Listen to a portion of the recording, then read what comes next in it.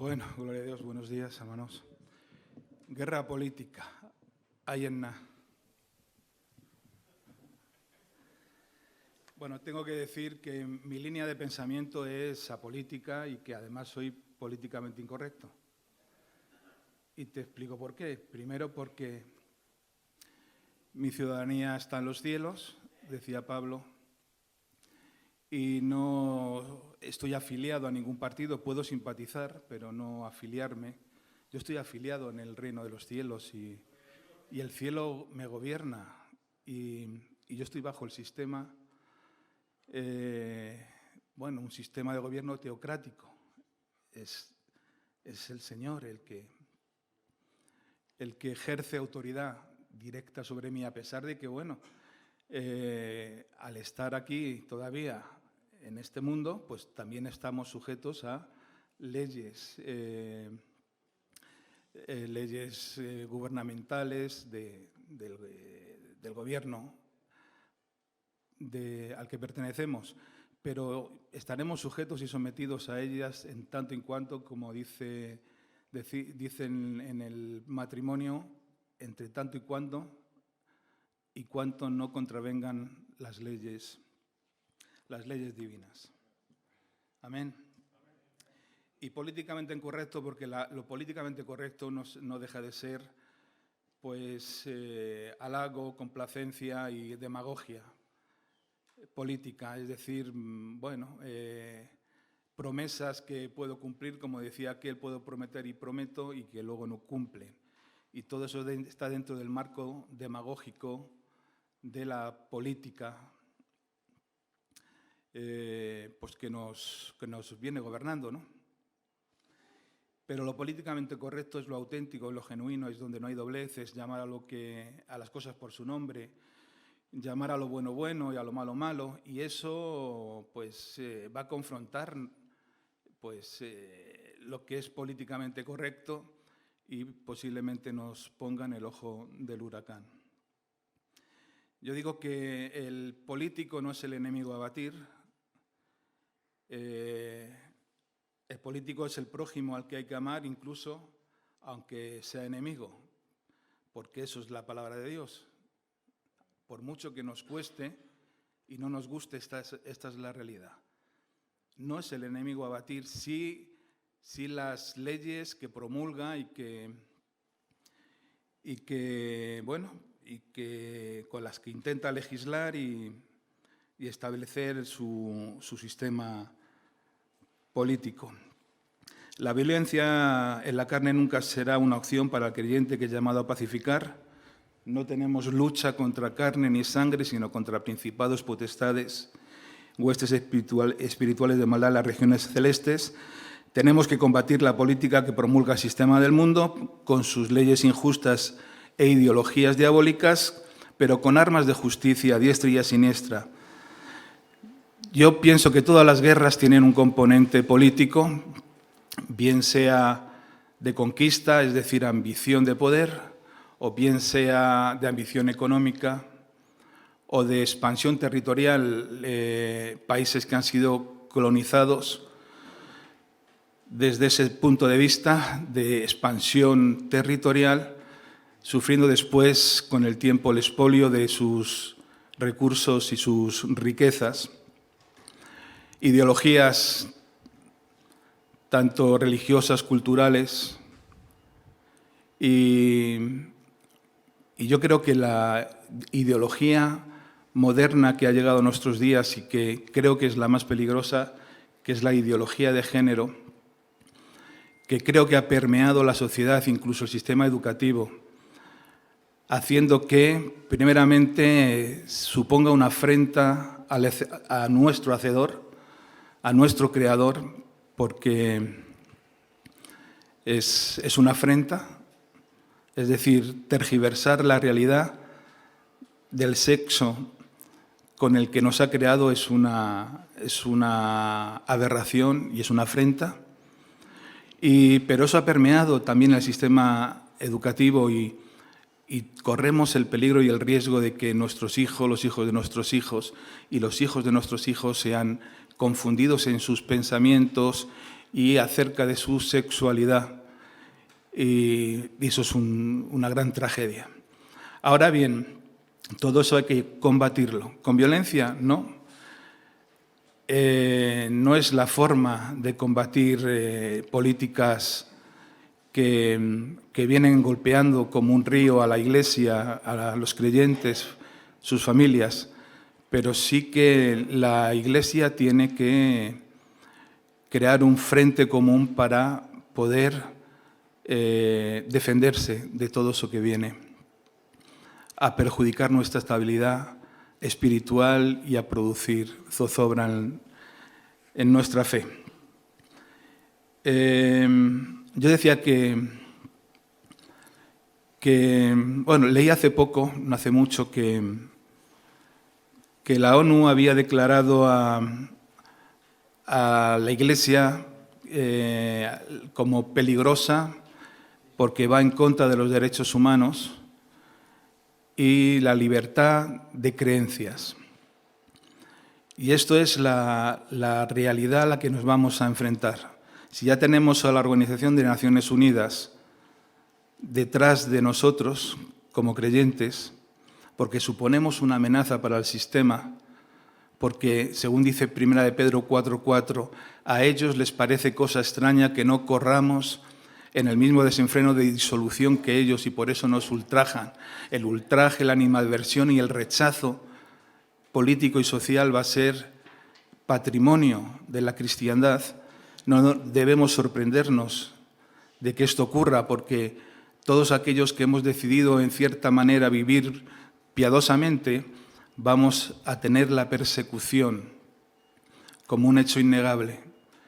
Y debemos armarnos de ese pensamiento, de que la aflicción, a pesar de que la aflicción del tiempo presente va a ser en nosotros algo glorioso, vamos a tener que sufrir muchas penalidades, porque estamos en el ojo del huracán del sistema político, del sistema del mundo. Así que, enemigos de los derechos humanos, ¿y tú piensas que los humanos tenemos todo el derecho de hacer aquello que queramos? No, hay unos límites que están establecidos y que no debían violarse, pero aún así se vulneran. Tenemos derechos, pero cruzar esos límites supone el libertinaje que tiene su lógica consecuencia.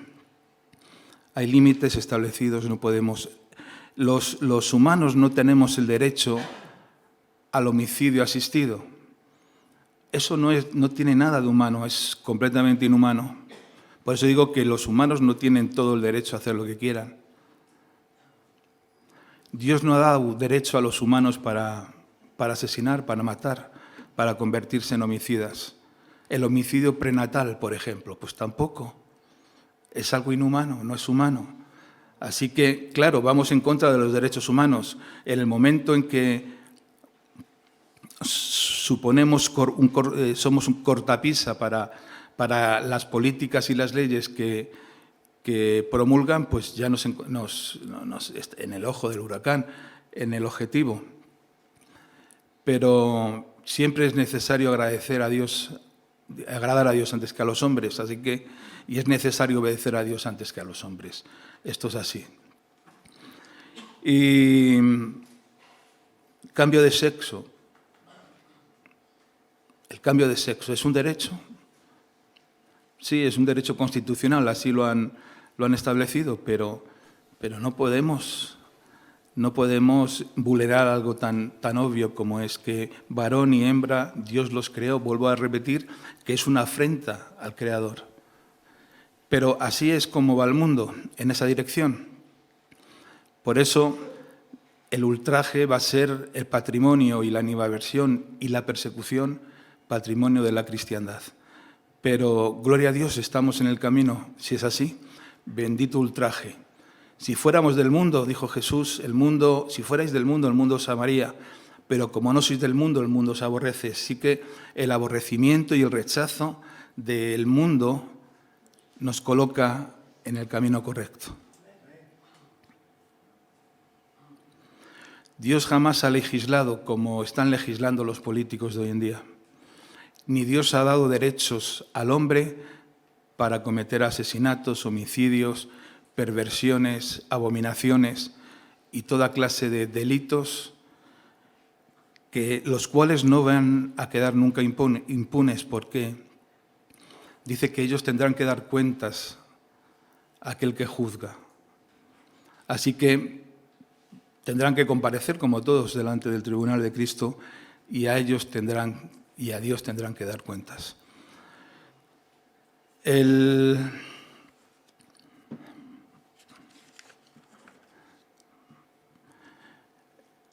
hecho de practicar la justicia y practicar la piedad, practicar las buenas obras, va a confrontar a un sistema que, primeramente,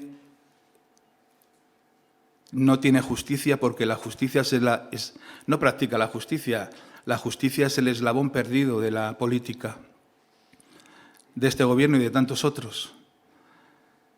Tampoco a las buenas obras, porque las buenas obras del sistema del mundo son puramente humanistas y las obras de la Iglesia son las obras de fe, las obras que Dios ha preparado de antemano para que andemos en ellas.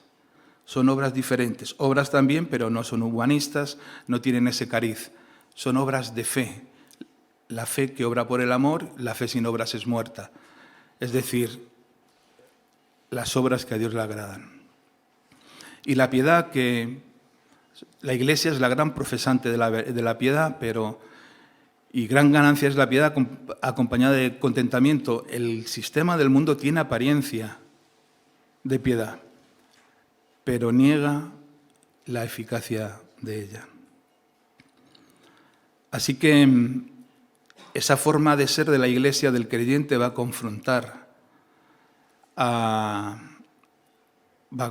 sistema político, al sistema de este mundo, y nos va a granjear claras y evidentes enemistades, pero bueno, contamos con agradar a Dios y hacer su voluntad, vivir en ella, en el centro de su voluntad, caiga quien caiga. ¿Es así? ¿O estaremos dispuestos a vendernos al mejor postor? No. La genuidad y la autenticidad debe seguir permanente en la vida de todo creyente, de todo cristiano.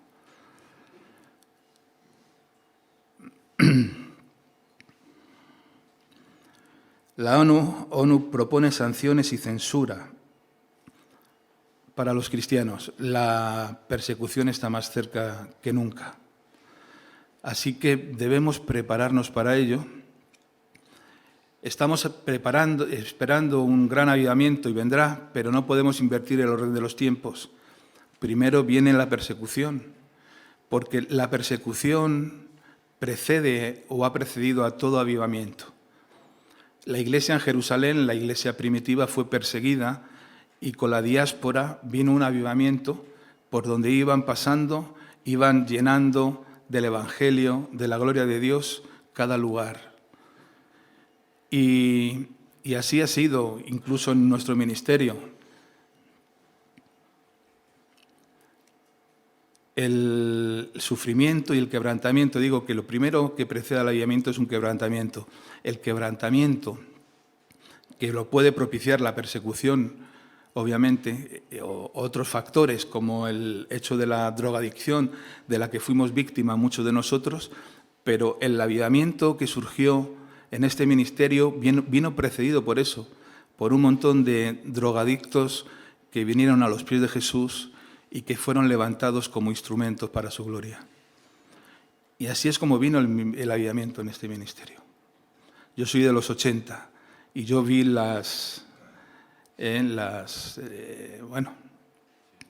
vi el resurgir, ¿no?, de este avivamiento. El invertir los órdenes de los tiempos no es sabio, ni coherente. Primero va a venir quebrantamiento y después sí vendrá el avivamiento. Pensando en la reina Esther, Digo porque, bueno, habrá algo que indigna y las políticas que se llevan a cabo en estos tiempos indignan, y cuando alguien se siente indignado tiene que combatir aquello que le indigna, ¿no? Pero vuelvo a repetir, no es con violencia, porque las armas de nuestra justicia no son carnales, sino poderosas en Dios, para destruir fortalezas. Y allí vemos a la reina Esther con un Amán, con la amenaza de un malvado Amán que se levanta como genocida del pueblo de Dios para exterminarlo. Y ante esa situación le echó valor. Hemos estado escuchando en reiteradas ocasiones la necesidad de no tener miedo, de no tener temor, porque el temor es un enemigo silencioso que nos paraliza y no nos va a dejar seguir marchando. Y la reina Esther mostró un coraje y un valor, es un claro exponente de ello.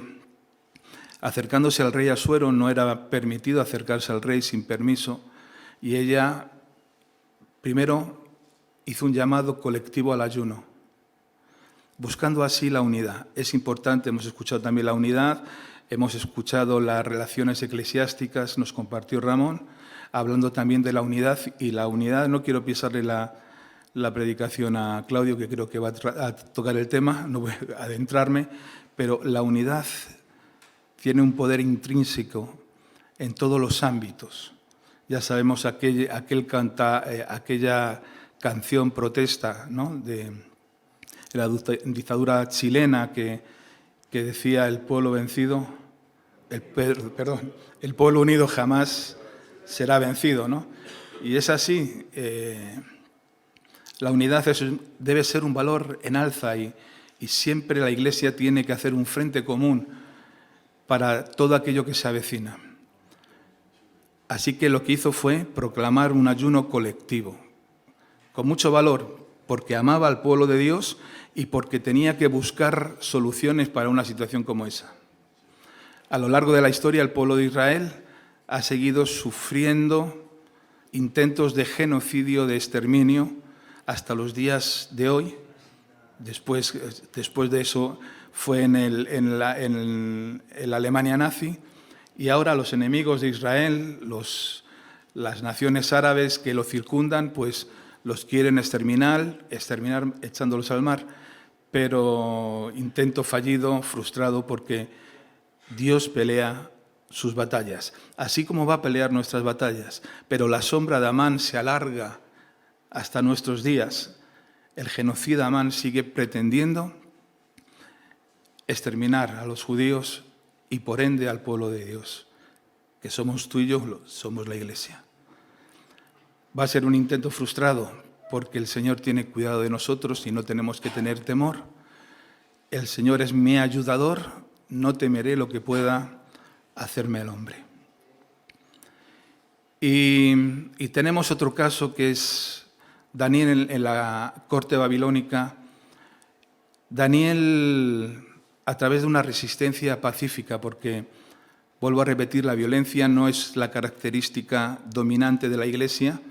Somos llamados a ser pacificadores, bienaventurados los pacificadores, y así es como Daniel, con una resistencia pacífica y con voz profética, pudo llegar al corazón del rey para hacerle reconocer que Dios tiene autoridad y gobierna sobre los hombres. Anteriormente a esto, estaba demandando adoración, que se postraran de rodillas, y así es como el sistema del mundo quiere ver a la Iglesia de rodillas, y así es como nos debe encontrar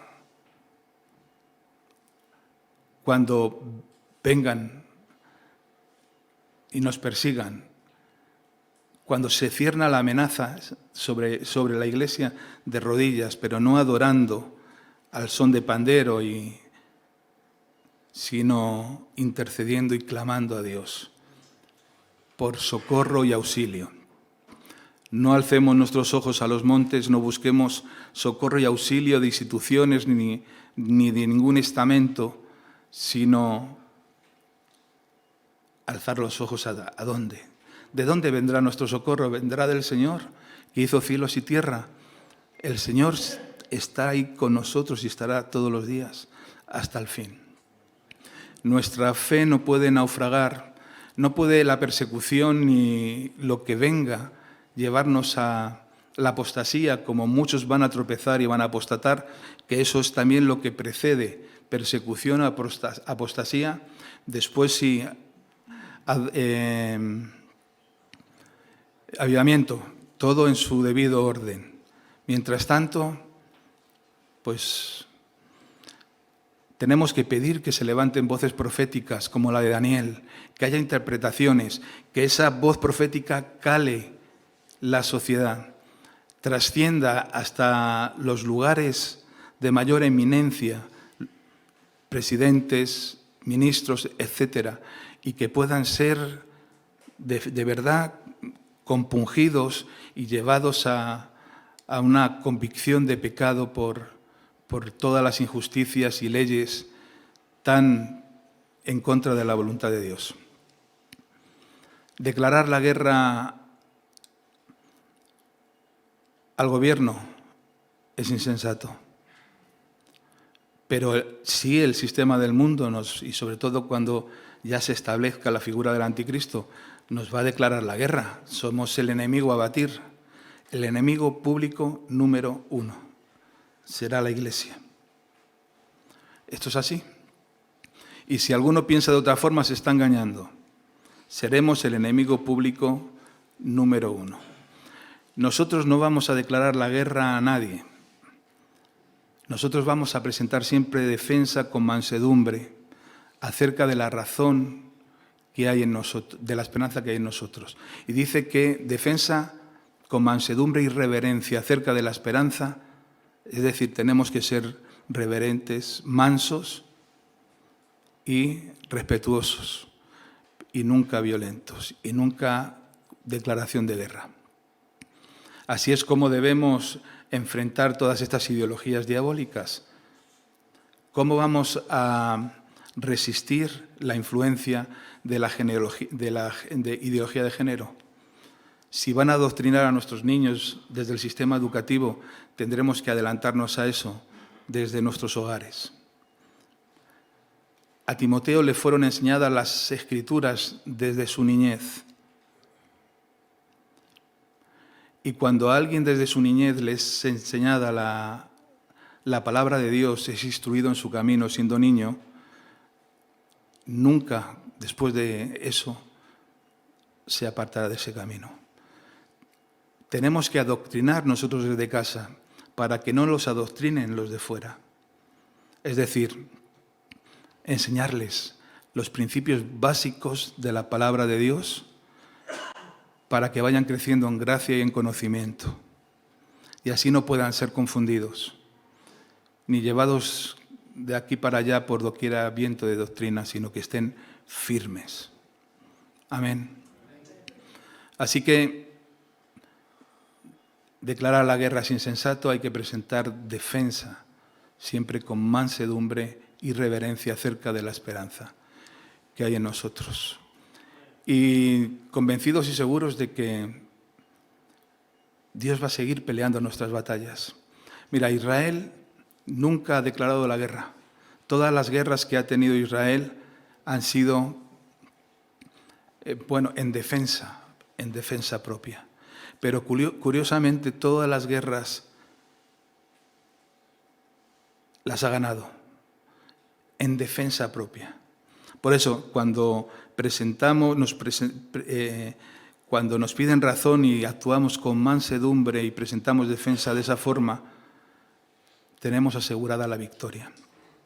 Así como Israel jamás ha declarado la guerra a nadie, pero en defensa propia incluso ha conquistado territorio al enemigo, ha ganado la batalla y ha conquistado territorio al enemigo, de igual manera nosotros como Iglesia, si confiamos en que Dios pelea nuestras batallas, en mansedumbre y en defensa propia, vamos a vencer.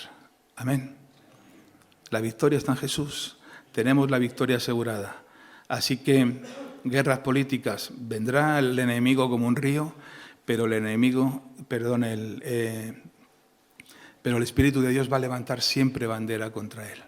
Amén. Así que nada, hermanos, hasta la victoria.